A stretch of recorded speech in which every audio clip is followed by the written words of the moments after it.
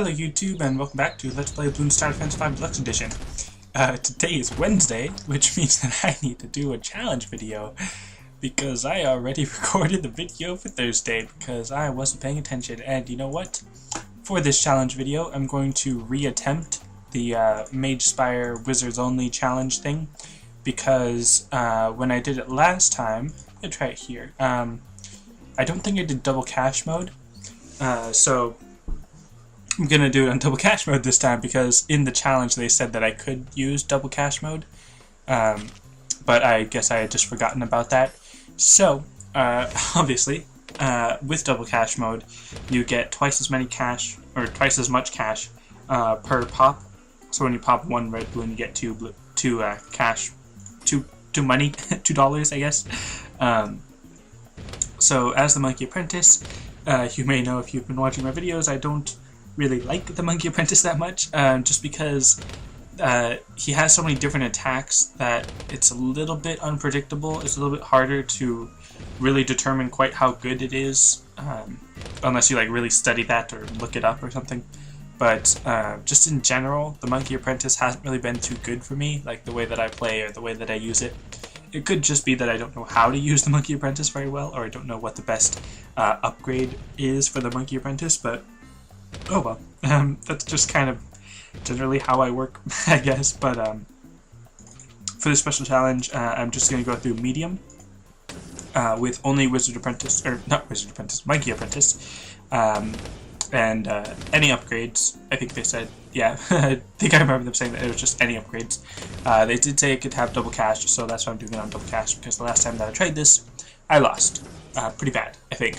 I don't really remember exactly, but pretty sure I lost. So I'm just going to be using a lot of Monkey Apprentices, obviously, and I chose this stage in particular because when the balloons come up this path, then the Monkey Apprentice has that time to attack them, and it goes around this little bend, and then it comes back around where it has another chance to attack them, goes around this little circle, and then repeats itself again, so that it has a couple chances to attack the different balloons, and the balloons are within its range for quite a while. So that should be helpful, and obviously right here, technically because you don't really have that range on that one Monkey Apprentice to get through that part, it really only has like 2 chances to attack for this Monkey Apprentice. But I'm going to be filling up this little square rectangle thing, this little area. I'm going to fill it up with Monkey Apprentices, so that should be good. And I'm going to go with switching off Disciples of Air and Disciples of Fire. I'm not going to get to the Master of Air until later on, because right now I just need more monkeys rather than more upgraded monkeys, if that makes sense. So because I'm only using Monkey Apprentices, one of the good things about that is that I found out that they are capable of popping lead without any upgrades. You don't need the fireball to pop the lead. Their basic magic and intense magic pops lead without any upgrades, so that's good. But then they also have the Monkey Sense upgrade, which allows them to pop camo balloons, which unfortunately that's the only thing.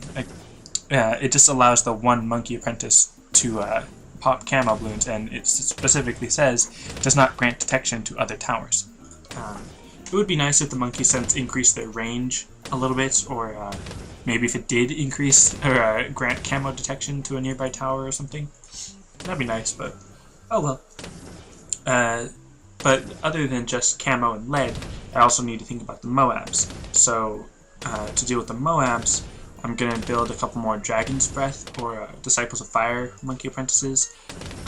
Even though that's that's quite a bit more expensive than the Summon Whirlwind, it's a little bit better at defeating the the Moabs. And on top of that, round 63 is the Ceramic Clumps, where there's just a whole bunch of ceramics really tightly packed together. And not just the ceramics in that round, but there are a lot of ceramics in that round. And for that, I'm actually going to be focusing on a lot of Summon Whirlwinds, because I don't remember exactly where it says it, but I think each of these tornadoes from the Whirlwind can knock back 100 balloons.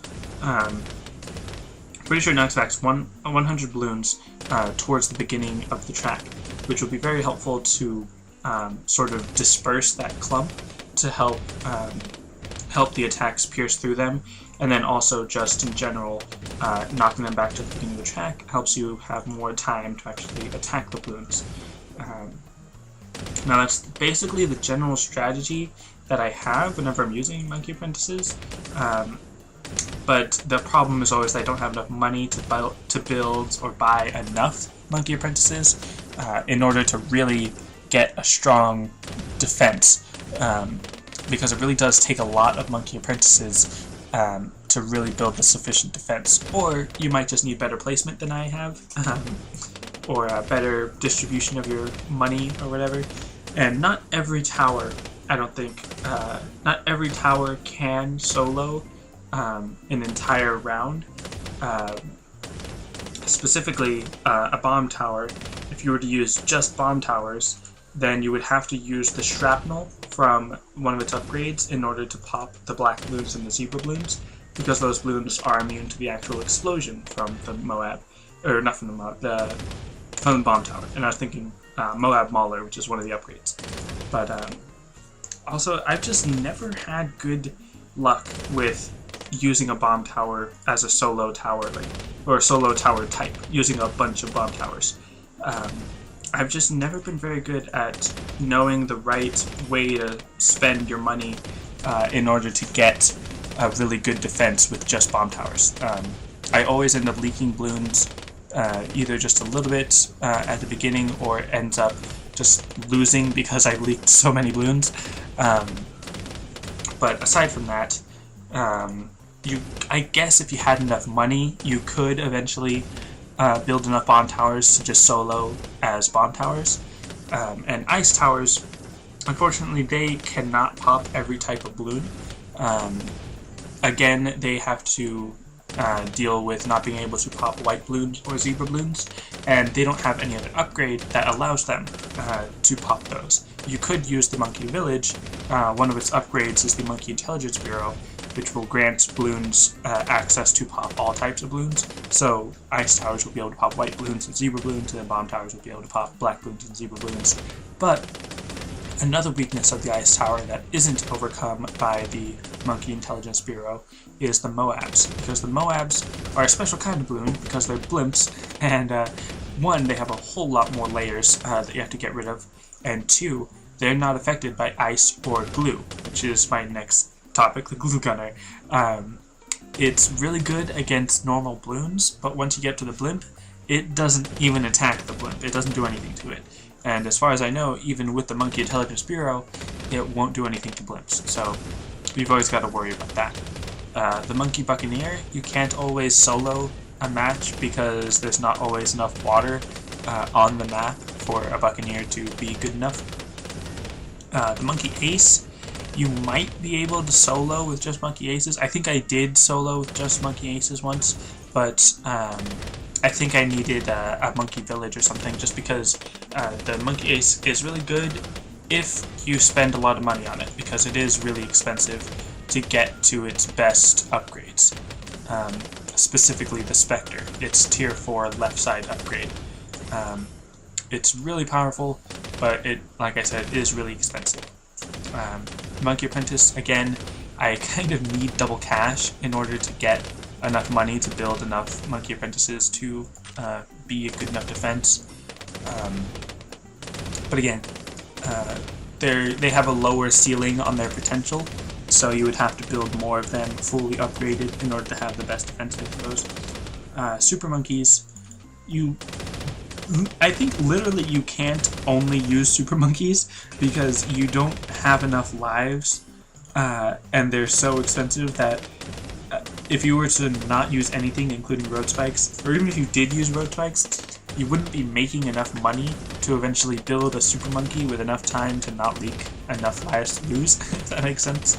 That actually sounds like an interesting challenge, but maybe next week. And speaking of challenges, speaking of the fact that this is a challenge, if you have any challenges that you want me to try, like using a specific type of Bloon, or a specific type of monkey, or a specific combination of monkeys, or a specific map, or just anything that you think would be a challenge for me,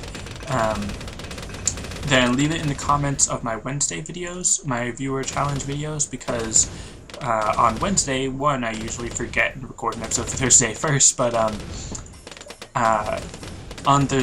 Wednesdays, I'm going to be looking back at those Wednesday videos to remind myself what challenges were suggested, because I do read all of your comments, but I don't necessarily remember all of your comments. So if you do say like, oh, you should do this challenge on Wednesday, blah blah blah, but you post that on like a Monday or a Friday video or something, by the time Wednesday comes around, I'm probably going to have forgotten either what video that was or what your challenge was, and instead of looking through all of my videos, searching through the comments to try to find your comment about what challenge to do, I'm just going to go to the last 2 or 3 Wednesday challenge videos and look through those comments, because that's obviously easier. But so if you do want me to try one of your challenges, make sure that you leave it in a Wednesday video. And this one I'm doing mostly because I didn't find any other challenges on my videos, so I figured I would just reattempt this one with double cash, because I don't think I tried it with double cash last time. So that's why I'm doing it on this one. And on another note, I suppose, Friday is going to be my 100th episode, because this should be episode 97. No, 98, because then tomorrow for you, on Thursday, will be episode 99, and then Friday will be episode 100. So, episode 100 will be special for a variety of reasons, I suppose, but first and foremost will be a sort of secret reason that I'm sure you could figure out if you know why it would be special for any reason, but yeah, so you're gonna probably want to watch that one, and actually watch all of it, or at least most of it, because I will be making some sort of announcement, I suppose, you could call it that. But anyways, back to Bloons, or back to this thing. I've got now 8 Disciples of Air and then 4 Disciples of Fire, so I'll start working on my next set of 4 Disciples of Fire.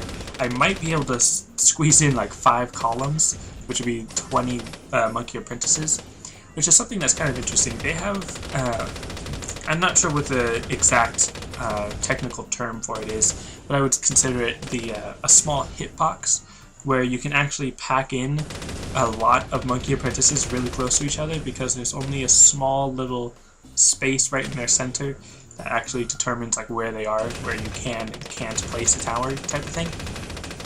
So it's kind of interesting how closely packed you can get them, but not sure if that's necessarily a bug or a feature of them, like sort of to make up for how many you need to place. They just make them easier to place close to each other or something. But what else? What was I saying? Yeah, I guess that's pretty much it. Obviously, right now I'm able to pop the Moabs pretty easily, because I have so many, and because I have the Monkey Apprentice specialty building, which is always very helpful. It grants an extra attack that they have, one of those green homing blasts of magic that are, like I said, pretty useful, because one, it works sort of like a Seeking Shuriken from the Ninja Monkey, which I kind of want to mention. Ninja Monkeys, you can technically solo around, or solo at least on easy, with only Ninja Monkeys. It's a little bit difficult because you have to use the right side upgrade tier 3 to pop lead. But other than that, if you have like 10 or 15 Ninja Monkeys with Bloons Jitsu, you can easily take down a Moab, which I think is pretty awesome. But as you get into the later rounds, there's some more lead, and it can be a little bit troublesome to deal with lead with a Ninja Monkey. And I think I did try on one map, I think on this map, I tried doing it with just Ninja Monkeys and it didn't work. So you may need to use some kind of double cash or monkey banana farm or something. But definitely with a lot of ninjas, not necessarily only ninjas, but with a lot of ninjas, you can definitely take down Moabs pretty easily. But generally the strategy for Moabs is just a lot of attack power, like a lot of fast firing projectiles. And the thing that, or the what's it called, monkey apprentices, they make up for their somewhat slower attack speed by having multiple attacks, because the way that it works is that instead of, say, they attack once every 2 seconds and they have 3 attacks, so every 2 seconds they use one of their attacks and just switch off, which is how it used to be, where they would first throw their basic magic bolt, and then throw their fireball, and then throw their lightning, and then just repeat. If they, didn't have the whirlwind or the dragon's breath. That used to be how they worked. All of their attacks were on the same timer, so they would all just sort of rotate or take turns attacking. That's how it used to be before a certain patch. But then it got updated to where now all of their attacks are on a separate timer. So just hypothetically, say their basic attack is once every second, and then their fireball attack is once every 2 seconds. So every second they'll be using their basic attack, and then every second as long as there's a balloon within its range. And then every 2 seconds they'll be using its fireball, and then like every 1.5 seconds they'll use its lightning bolt. Just all in their own timers, so that they're all obviously separate.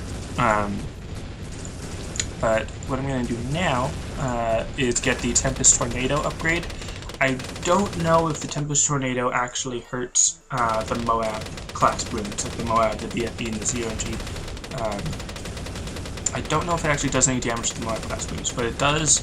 Let's see what it says. The Tempest blows more balloons faster, further, and more often.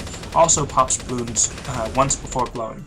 Removes ice and glue from balloons, however. So if you're using ice and glue gun, or glue gunners and ice towers, then the whirlwind will get rid of that ice and glue effect, but it's kind of a small trade-off, considering how well Tornado just knocks back all the balloons towards the beginning of the track. But what I was saying is that because they have multiple attacks, they're able to do a lot of damage to Moabs because of having all of those attacks. So say they were all on a once every second thing, that's like 5 spells. It's their basic spell, their homing spell, fireball spell, lightning bolt spell, and then I guess the whirlwind spell, or the dragon's breath spell. So that's like 4 or 5 depending on how you view it. And that would be 4 or 5 per second, so that's pretty good, especially with all of these all tightly packed within this little area. This is around 63. This is the one I was talking about where there's a lot of clumps, or ceramic clumps, and obviously that did pretty good. The lightning bolt is pretty good against paths and clumps, and fireball is also pretty good because it has that little bit of area of effect type of damage. And then the whirlwind obviously is good at just dispersing the clumps to make it a little bit easier. Alright, so I'm probably only going to have enough time or enough money to fill up one more Master of Air. And I don't really go with the Summon Phoenix ability, which I explained in the next episode because I recorded the next episode first. But because the Summon Phoenix ability, getting this upgrade only gives you the ability, activated ability that summons a Phoenix. That really isn't that great. And it doesn't actually increase the Dragon's Breath power, as far as I can tell. So it's kind of lame. It's only for the activated ability, which, like I said, is kind of lame. So that's basically why I don't really upgrade it to the tier 4, and that's why I usually only upgrade it to tier 3 on the right side, because I think that it reaches its max potential pretty quickly, and with a Tempest Tornado that's obviously much better than just a regular Summon Whirlwind, so I don't know, it's kind of hard to explain. Plus I'm really bad at explaining things, but do I even have enough time? I would have had enough if I went into free play mode, but obviously this can be done if you have double cache mode. That's kind of the big factor that I use double cache mode and Mage Spire. So that's going to be it for this episode. So challenge, remember to leave challenges in the comments of this video, and remember to tune in for the Friday video, episode 100. So that's it for this episode. Thanks for watching, and I'll see you next time.